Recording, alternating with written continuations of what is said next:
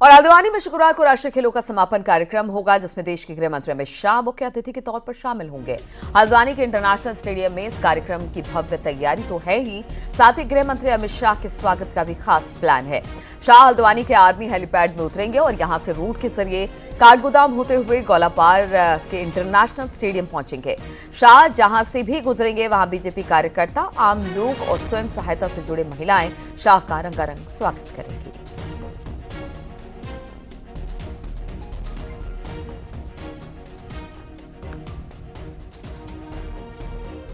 उत्तराखंड में पिछले 2 हफ्तों से जारी राष्ट्रीय खेलों का आज समापन हो जाएगा और देश के गृह मंत्री अमित शाह इस कार्यक्रम में मुख्य अतिथि के तौर पर शामिल होंगे थोड़ी ही देर बाद।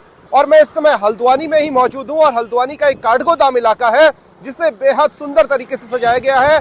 जो अमित शाह की फ्लीट है वो यहीं से निकलेगी और गोलापार की तरफ जाएगी, क्योंकि आर्मी हेलीपैड पर उतरना है और इस सामने वाले चौराहे से होकर के उन्हें गुजर जाना है। लेकिन इस चौराहे को और इसकी दोनों तरफ से गुजरती हुई सड़कों को बेहद ही सुंदर तरीके से सजाया गया है। पहाड़ की शैली, यानी जो जीवन शैली होती है, जो दिनचर्या होती है, वो जो वाइल्ड लाइफ होती है, ये देखिए कितने सुंदर तरीके से हमारे पहाड़ के जीवन को इसमें दिखाया गया है। और अमित शाह इस सब को देखते हुए बढ़ेंगे आपके गोलापार के इंटरनेशनल स्टेडियम की तरफ। और इस तरफ मैं दिखाऊं कि ये छोटे छोटे बच्चे भी अपना अपना कुछ यहाँ पर देखने के लिए पहुंचने लगे हैं, क्योंकि पूरा शहर बहुत सुंदर तरीके से सजाया गया है। तकरीबन 15 किलोमीटर की ये यात्रा रहेगी अमित शाह की हेलीपैड से लेकर के इंटरनेशनल स्टेडियम तक। तो वहां पर अमित शाह के भव्य और दिव्य तैयारी की गई है स्वागत की। मुख्यमंत्री पुष्कर सिंह धामी उसमें मौजूद रहेंगे। ये यहाँ पर कुछ लोग पहुंच रहे हैं, इनसे बात करते हैं। भाई साहब, अमित शाह के दौरे का उत्साह है?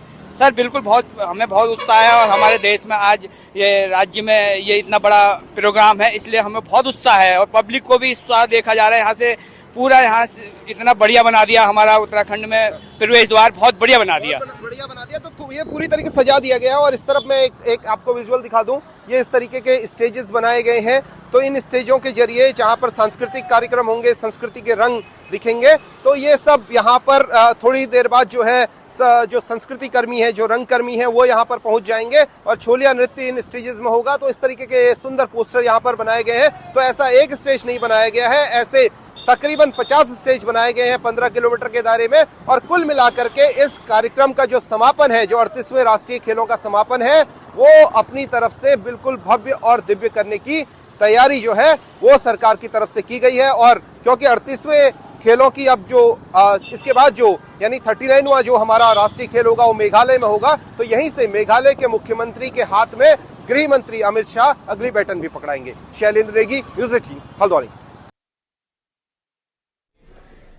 पहली बार महाकुंभ के दौरान गंगा नदी की सफाई के लिए एक विश्व रिकॉर्ड स्थापित किया गया है। इस रिकॉर्ड में 300 स्वच्छता कर्मियों ने मिलकर गंगा को स्वच्छ किया।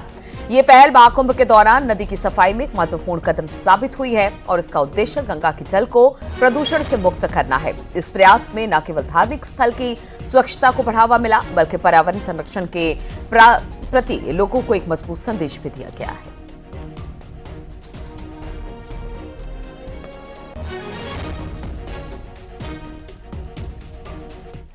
अरे खाना बन रहा है, खाना मिलेगा।